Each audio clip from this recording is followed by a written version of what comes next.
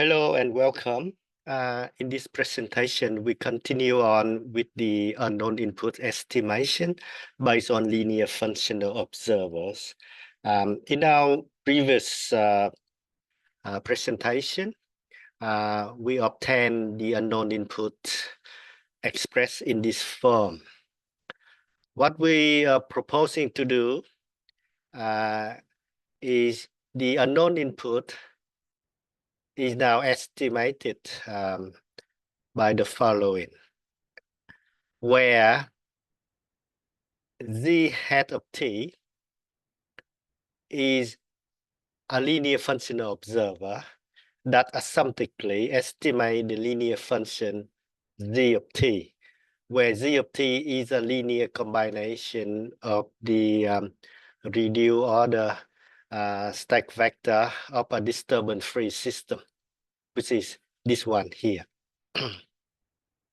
So our point of difference is that we, instead of using a stack observer to estimate the entire stack vector to get the estimation of the function, which is this expression here, we design a functional observer to realize this function directly.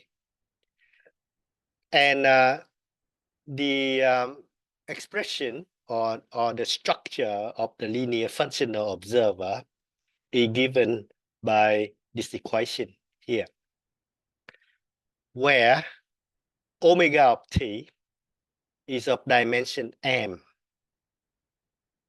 and where m is a reduced dimension, it is within the range from 0 up to v minus 1, where v is the observability index of the pair A bar 1 1 and C1 tilde, which is this pair here of the reduced order disturbance-free system. Okay, so that's our point of difference. That will help us to realize a much similar observer most of the time. And so our objective is to find these unknown matrices K, M, and has to be a stable matrix, G and Ji. So we want to find them in such a way that the estimation of the function z of t asymptotically converging to the true function z of t as time goes to infinity. So when we look at this expression for the estimation of the unknown input, we can see that it is of the simplest form, because we only need one output measurement, its first derivative, and a minimal order linear functional observer. Now, when we look at the design of a linear functional observer to realize the function, it's a well-known problem in the literature. And we'd like to point to a few references available where we can actually systematically design functional observers to realize the estimation of any given function. Just like to briefly talk about the existence conditions. So in other words, we want to find out what are the existence conditions so that we can realize the estimation z hat of t. And there are many ways to do it. This is one particular way that we can do. We propose an error vector. This error vector is the difference between omega t and a linear combination of the original stack vector x bar 1 of t, where L is a matrix of full rank of dimension m by n minus 1. Omega t is of dimension m, which is specified in this structure here. So we propose an error vector E of t, and also we define another error function Ez of t, which is the difference between the estimation of the linear function z of t and the function z of t.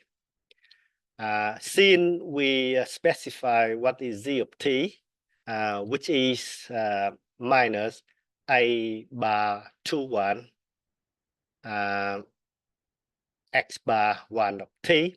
So when we substitute into this expression, this is the error, which is the difference between the estimated function and its true function. So it's given by equation 3b here. Now, what we like to prove is we want to ensure that this error asymptotically converging to 0. So what we do is we take the differentiation of equation 3a. It's a straightforward derivation. So we substitute then what is omega dot t and x dot 1 bar t. It's a straightforward substitution where we got omega dot t is n omega t and this whole expression here. And we also have the differentiation of x1 bar dot. We see this, the review of the system equation given in here. So we can straightforward substitute everything back in, and then we obtain the following equation. So we say that the derivative of the error vector is given by this expression here. And in order for the error E of t goes to 0, asymptotically goes to 0, as t goes to infinity, we require the following conditions. If we make every term, all the terms in this brackets equal to 0, which gives us this equation here. And if we make ji, we select ji according to this expression, then everything in here becomes 0. And in order to ensure that the error asymptotically go to 0, we need to enforce that the matrix N is Hurwitz, or in other words, it's a stable matrix. So the first thing is when we want to ensure that the error E of t goes to 0, we need to satisfy equation 5 in here. And then we can also look at the error, which is the difference between the estimated function and its true function. So we can substitute z hat of t, which is this expression here, and minus z of t is this expression. And after some substitution in, we arrive at this expression here. Now, if we make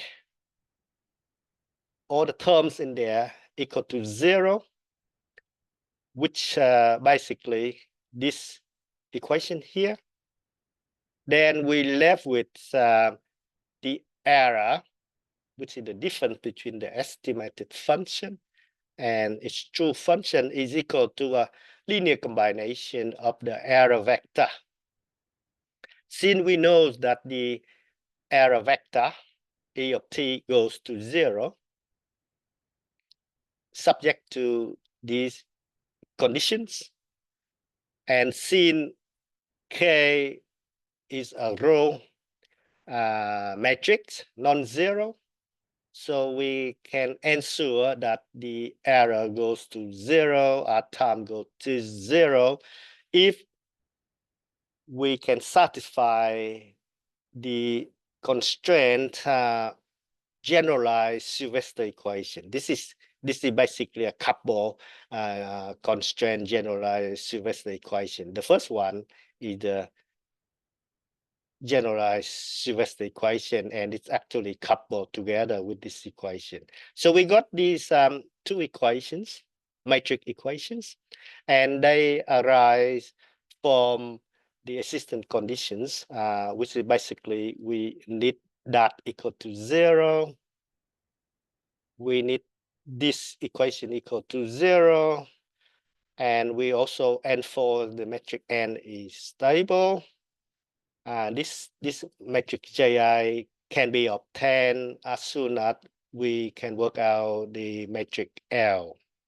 So in summary, the existing conditions to ensure that the error asymptotically goes to 0 is equivalent to solving these two metric equations for those unknown matrices. N has to be stable. L is a full rank matrix. G, K, and M. Now, this problem is a well-known problem. It has been considered before in the literature, and we can actually refer to one particular solution method, which can be found in some of the references in here. Now, we can also use other methods as well. There are many recent techniques available. They also described in the book, as well as some recent work by the authors. Okay, so we can rest assured that it can be done, and we can have an observer, a linear function observer of order much lower than the reduced Lundberger stack observer. So just to reinforce the point of difference in our work, as far as the problem of unknown input estimation is concerned asymptotically, we can realize the estimation by designing a linear functional observer to estimate z of t directly, instead of design an observer to estimate the entire stack vector. Now, if we're only interested in asymptotically estimate the unknown input, we can get this way of estimating it much easier and simpler. Okay, so, and then the method is available. We can go to existing results, and we can pick any available methods in the literature to do the design of a linear functional observer. Other thing that we like to mention here is that when we look at the error, we see the difference between the estimated unknown input and the unknown input itself. It's actually equivalent to subtracting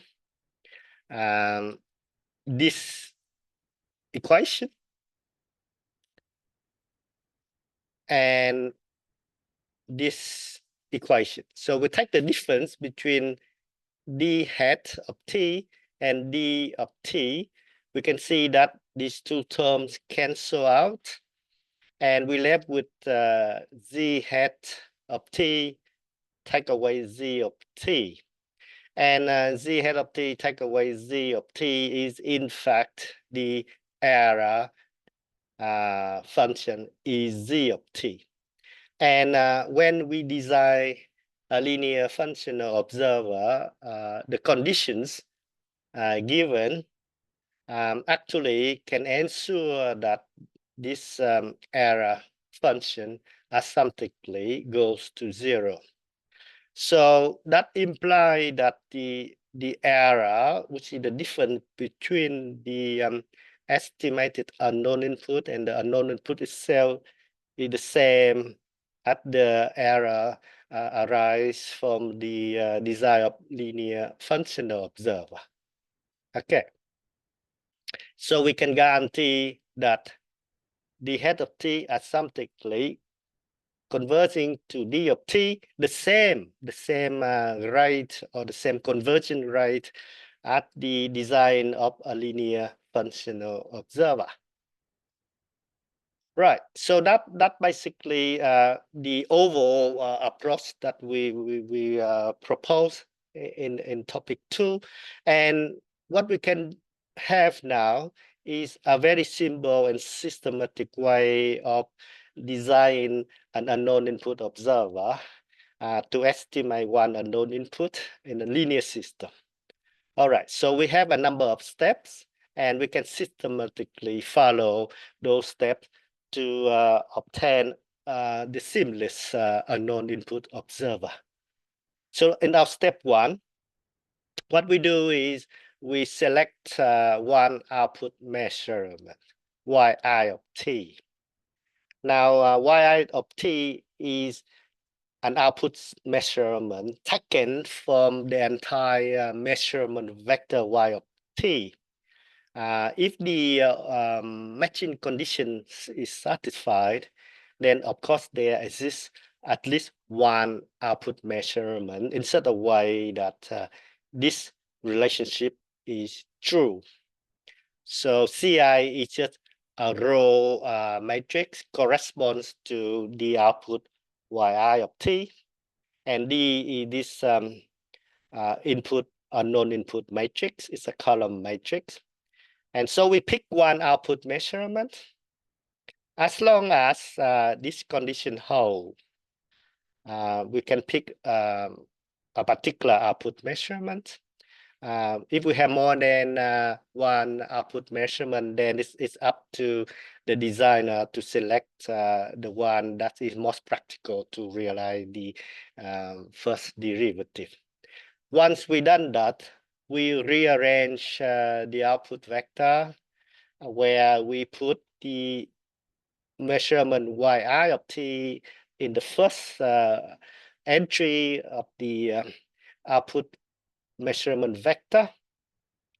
And then for the sake of simplicity, we just call the matrix C to be this matrix. We rearrange the row Ci on top, and the rest of the row of matrix C basically is given in here. So that's step 2, very straightforward. And then we obtain an invertible matrix, which is CD and P. P is of a special structure, which is this form, 0 and identity. Now, once we pick a matrix P in this form, we easily obtain an inverse of V, and we position it into V1, V2, where we have V1 is in this special structure. So everything else is 0 apart from the first entry, the first element is non-zero. And then that will ensure that the output measurement yi is used, its first derivative is used in the realization of the unknown input. Okay, in this form here, where beta I is in fact 1 over alpha I. All right, so we obtain the metric V, and then we obtain V1 and then V2. And then the next task is we basically obtain a metric E, where E is the orthogonal basis or the null space of V1C. And there's a specific structure for E if the matrix C is in canonical form. But in general, we can find metric E by simply taking the null space of the row VI V1C. And then after that, we obtain the transformation metric T. And then we do the transformation. We obtain a new metric A, we call it A bar, and we obtain those submatrices according to partition, where A bar 1 is of dimension n minus 1 by n minus 1. And this submetric here is just a single, it's just a scalar. After that, we can easily obtain reduce the disturbance-free system. And then it's just a matter of design a reduce the functional observer. Now, it could be a minimum order functional observer as well, to estimate the function z of t. And then after that process is completed, then the estimation of the unknown input can be obtained, and it's given in this form.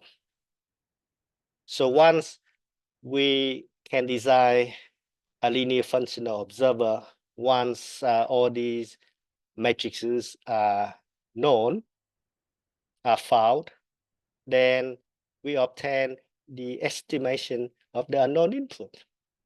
And this is the simplest structure, where the linear functional observer is of the lowest order.